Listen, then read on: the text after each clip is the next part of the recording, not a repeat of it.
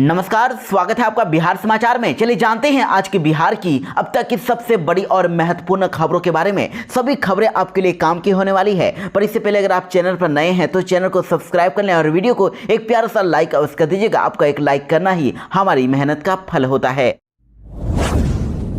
बड़ी खबर है, केंद्र ने बाढ़ पीड़ितों की मदद के लिए बिहार को 656 करोड़ रुपए दिए और नुकसान का आकलन करने केंद्र टीम आएगी। जी हां, बिहार में कोसी, गंडक समेत दूसरी नदियों में उफान से आई बाढ़ के कारण कई लोग प्रभावित हुए हैं और अब इन लोगों की मदद के लिए केंद्र सरकार ने मदद की पहली किस्त जारी कर दी है। केंद्र सरकार ने बिहार को 655 करोड़ 60 लाख रुपए जारी किए हैं। वहीं बाढ़ से हुए नुकसान का आकलन करने के लिए जल्द ही अब केंद्र टीम भेजने का भी अब ऐलान कर दिया गया है। वैसे साथ ही आपको यह भी बता दें कि बाढ़ से हुए नुकसान से निपटने के लिए केंद्र सरकार ने बिहार और पश्चिम बंगाल के साथ ही टोटल 14 राज्यों को राष्ट्रीय आपदा राहत कोष से 5,858 करोड़ रुपए की अग्रिम सहायता राशि जारी कर दी है।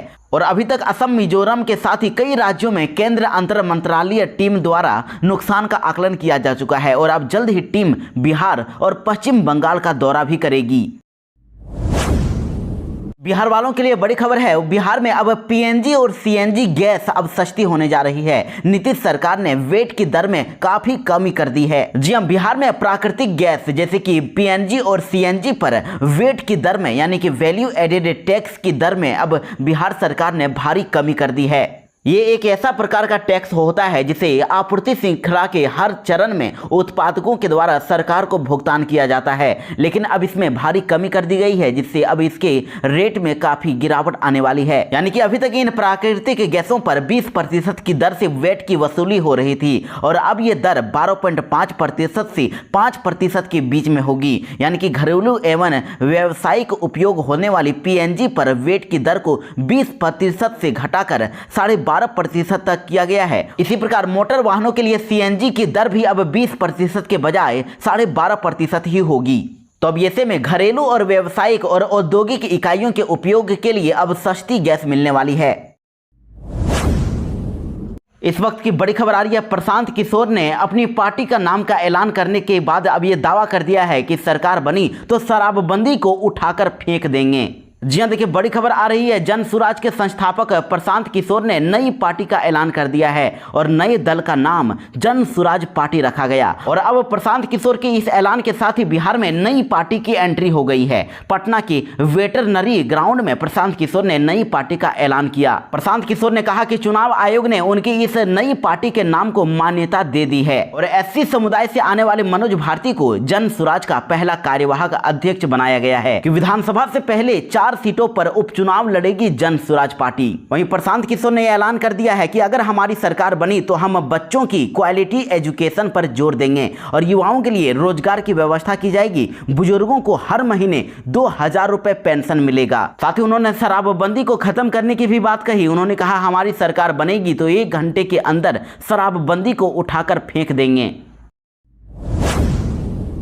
बिहार में स्मार्ट मीटर का लगातार विरोध किया जा रहा है और आरजेडी ने अब एक पोस्टर के जरिए स्मार्ट मीटर का विरोध किया। इस तस्वीर को आप देख सकते हैं, इसमें लिखा हुआ है कि इस वर्ष दशहरा में रावण रूपी स्मार्ट मीटर का विनाश करें और इसमें रावण के बाकी सिर को स्मार्ट मीटर के द्वारा दर्शाया गया है और इसमें तेज प्रताप यादव को राम और तेजस्वी यादव को लक्ष्मण के रूप में दिखाया गया है। और आरजेडी ने इस पोस्टर के जरिए ये दिखाने की कोशिश की है कि स्मार्ट मीटर रावण है और इस रावण रूपी स्मार्ट मीटर को दशहरा में विनाश करने की अपील भी आम जनता से की गई है। राजद कार्यालय के बाहर पोस्टर लगाने वाले राजद के नेता बैद्यनाथ यादव का कहना है कि स्मार्ट मीटर पूरी तरह से गलत है और ये लोगों को कंगाल कर रही है। लगातार बिजली बिल ज्यादा आ रहा है और स्मार्ट मीटर को हटाना जरूरी है। लोगों की परेशानी को लेकर ही राजद विरोध कर रहा है।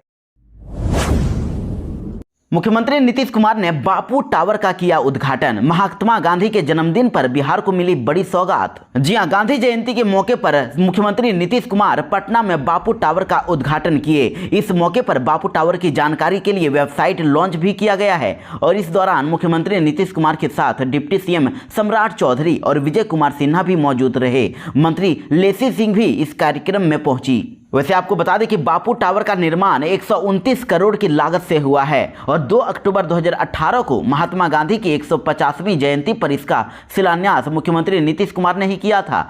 7 एकड़ में बापू टावर का निर्माण किया गया है और 1 एकड़ में 2 भवन बने हैं। इसमें एक रेक्टेंगुलर 6 मंजिला और दूसरा 5 मंजिला गोलाकार भवन है।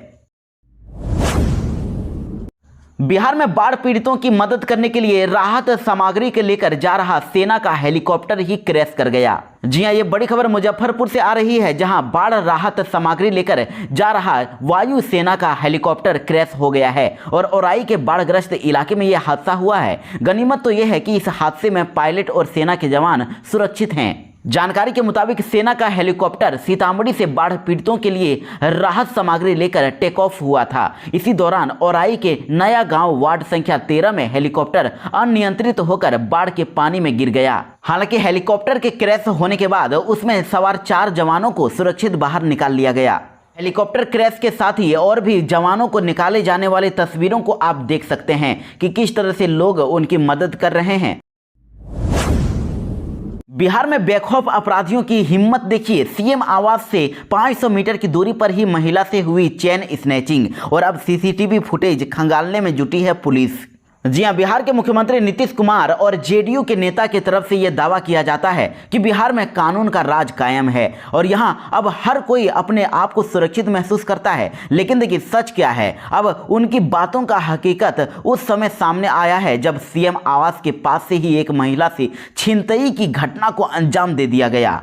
जानकारी के अनुसार सचिवालय थाना क्षेत्र में वॉक पर निकली महिला से चेन स्नैचिंग की घटना हुई है और यह घटना सीएम आवास से महज 500 मीटर की दूरी पर ही हुई है और इसके बाद पीड़ित महिला ने सचिवालय थाने में इसको लेकर मामला दर्ज कराया है और अब पुलिस मामले की छानबीन कर रही है। और ये पटना के बेऊर थाना क्षेत्र के शिवपुरी की रहने वाली रेखा देवी ने सचिवालय थाने में आवेदन दिया है।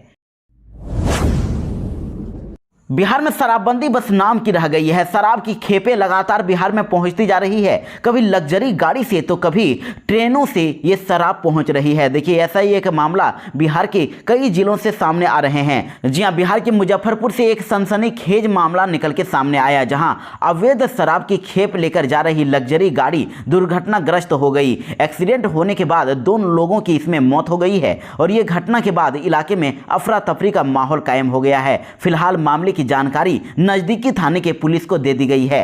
और ऐसा ही एक और मामला सामने आया है, जहां पर ट्रेन से 70 लीटर विदेशी शराब को बरामद किया गया और ये बरौनी से खबर है। बरौनी जीपीआर पुलिस ने नियमित चेकिंग के दौरान न्यू बरौनी जंक्शन के प्लेटफॉर्म पर खड़ी ट्रेन से भारी मात्रा में अंग्रेजी शराब के साथ 2 युवकों को गिरफ्तार किया है और इनके पास से 70 लीटर विदेशी शराब को बरामद किया गया है। और इसे एक दिन पहले की यह खबर है। देखिए लग्जरी कार से शराब की तस्करी करते हुए सीआरपीएफ के जवानों को गिरफ्तार किया गया। भारी मात्रा में इससे वाइन बरामद हुआ है। भोजपुर पुलिस ने गुप्त सूचना के आधार पर लग्जरी कार से शराब तस्करी करते 2 लोगों को गिरफ्तार किया। गिरफ्तार लोगों में से एक सीआरपीएफ का जवान है, जबकि दूसरा उसका सहयोगी है जो गाड़ी चलाता था। दोनों सीआरपीएफ का जवान है और कोइलवर थाना क्षेत्र के आरा पटना मुख्य मार्ग पर कुल्हड़िया टोल प्लाजा के पास से इस कार को जब्त किया गया है और इस कार के डिक्की में रखे रॉयल स्टेज और ब्लेंडर प्राइड और 8 पीएम की 180 लीटर शराब को बरामद किया गया है। बिहार में बाढ़ से तबाही मची हुई है। 10 लाख से भी ज्यादा लोग प्रभावित हुए हैं। लेकिन अभी और खबर आ रही है कि 11 अक्टूबर तक अभी बारिश होती रहेगी। जी हां, नेपाल से भारी बारिश की वजह से बिहार की कई नदियां उफान पर है। 16 जिलों के करीब 10 लाख आबादी बाढ़ से प्रभावित है। पूर्णिया, सहरसा, सुपौल, दरभंगा में हालत सबसे खराब है और बाढ़ की वजह से वायुसेना यानी एयरफोर्स की मदद ली जा रही है। एयरफोर्स की मदद से बाढ़ प्रभावित इलाकों में लोगों तक हेलीकॉप्टर से फूड के पैकेट से पहुंचाए जा रहे हैं। वहीं मुख्यमंत्री नीतीश कुमार ने मंगलवार को कोसी के बाढ़ प्रभावित इलाकों का एरियल सर्वे किया। वहीं बाढ़ प्रभावित लोगों की मदद करने के लिए केंद्र सरकार की ओर से पहली किश्त 655 करोड़ 60 लाख रुपए जारी भी कर दिए गए हैं और राष्ट्रीय आपदा राहत कोष से अग्रिम सहायता राशि जारी की गई है। लेकिन बिहार में अभी मानसून की विदाई नहीं हुई है। 11 अक्टूबर तक बिहार में बारिश होने की संभावना है और कहा जा रहा है कि दशहरा के आसपास हल्की बारिश हो सकती है। मौसम विभाग ने 3 और 4 अक्टूबर पूर्वी बिहार की बारिश होने की संभावना जताई और इस दौरान सुपौल, अररिया, किशनगंज, मुंगेर, जमुई, मधेपुरा, सहरसा, पूर्णिया, कटिहार, भागलपुर, खगड़िया, बांका में सबसे ज्यादा बारिश की संभावना जताई गई है। बिहार में भूमि सर्वे को लेकर बड़ी खबर आ रही है। राजस्व मंत्री ने अब जमीन मालिकों को बड़ी राहत दी। जी हां, बिहार सरकार के राजस्व मंत्री सह भाजपा के प्रदेश अध्यक्ष डॉक्टर दिलीप जायसवाल ने कह दिया है कि भूमि सर्वे कार्य को ईमानदारी से पूरा किया जाएगा। किसी तरह की लापरवाही बर्दाश्त नहीं की जाएगी और रैयतों की समस्या के समाधान के लिए सर्वे की अवधि 3 महीने बढ़ाई गई है। यदि जरूरत पड़ेगी तो इसे और अगले 3 महीनों के लिए और बढ़ा दिया जाएगा और इसी बीच 60% लोग अपना काम करवा लेंगे और जो छूट जाएंगे उनके यहां पदाधिकारियों को भेजकर सर्वे का कागज जमा कराया जाएगा। बिहार में मुख्यमंत्री नीतीश कैबिनेट में बड़ा फैसला लिया गया। सीबीआई से एसवीयू में आने वाले सेवानिवृत्त अफसरों का मानदेय बढ़ा दिया गया है। अब उनको 95,000 मिलेंगे। जी हां, विशेष निगरानी इकाई यानी एसवीयू पटना में सीबीआई से रिटायर होकर पुलिस अधीक्षक स्तर के अधिकारी संविदा पर नियोजित होते हैं, तो इनका अब मानदेय बढ़ा दिया गया है। अब इन्हें 95,000 रुपये मानदेय मिलेगा। पहले 70,000 रुपये ही मिलते थे। वहीं गाड़ियों के लिए 35,000 मासिक के स्थान पर अब 40,000 और आवास के लिए 12,000 की जगह पर अब 30,000 रुपये मिलेंगे। मुख्यमंत्री की अध्यक्षता में हुई मंत्रिमंडल की बैठक में इस प्रस्ताव पर मंजूरी दे दी गई है। बिहार में लूटपाट और क्राइम लगातार बढ़ता ही जा रहा है। देखिए, इस बार गया से बड़ी खबर है। माइक्रो फाइनेंस कंपनी के कार्यालय से लाखों की लूट हुई है। बदमाशों ने ताबड़तोड़ फायरिंग कर दी।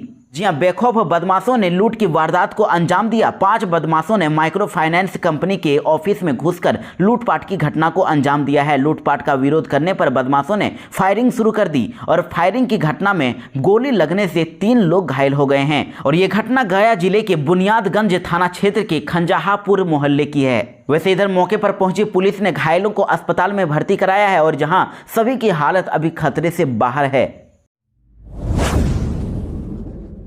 पीएम मोदी ने फोन करके लिया रजनीकांत का हालचाल। अपोलो अस्पताल में हुई है भर्ती। जी हां, सुपरस्टार रजनीकांत को लेकर बड़ी खबर है। 30 सितंबर की देर रात को चेन्नई के एक प्राइवेट अस्पताल में उनको भर्ती कराया गया था, जहां विशेषज्ञ डॉक्टरों की देखरेख में उनका इलाज जारी है। थलाइवा के नाम से चर्चित रजनीकांत के बीमार होने के बाद पीएम मोदी ने उनकी पत्नी को फोन करके हालचाल लिया और तमिलनाडु के बीजेपी लीडर के अन्नामलाई ने सोशल मीडिया एक्स पर रजनीकांत और पीएम मोदी की तस्वीर को शेयर करते हुए इसकी जानकारी दी है।